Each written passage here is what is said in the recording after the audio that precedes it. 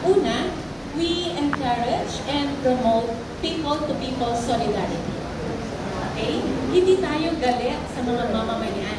Lalo na yung mga mamamayan ngayon, no? Dahil lalo hindi naman sila ang may kasalanan.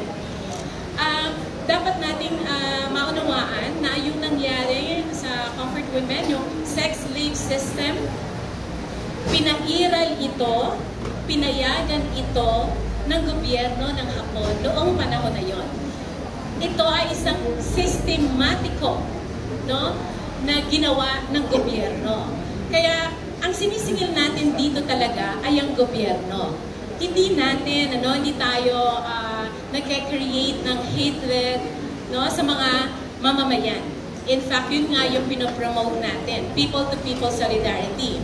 Maganda ring bagay na malaman ng lahat na marami rin tayong ka-network sa Japan na nagsusulong din, no, ng No to War, Stop the War, na nananawagan din para sa hustisya, para sa mga comfort women, yung mga nabiktima ng kanilang gobyerno. Yun lang, gusto kong maging malinaw doon sa bagay na yon.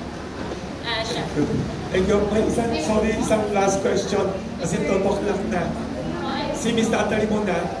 Isa lang muna bago short question, short answer. Kasi sobrang bigat ng topic natin ni Sir Wilson. So ang question ko na lang kay Saya at kay Ashley, since sinabi mo naman kanina hindi ka naman talaga totally galit sa Japan. What if sa pagpunta niya sa Japan ay may manligaw sa inyo na Japanese? Will you entertain?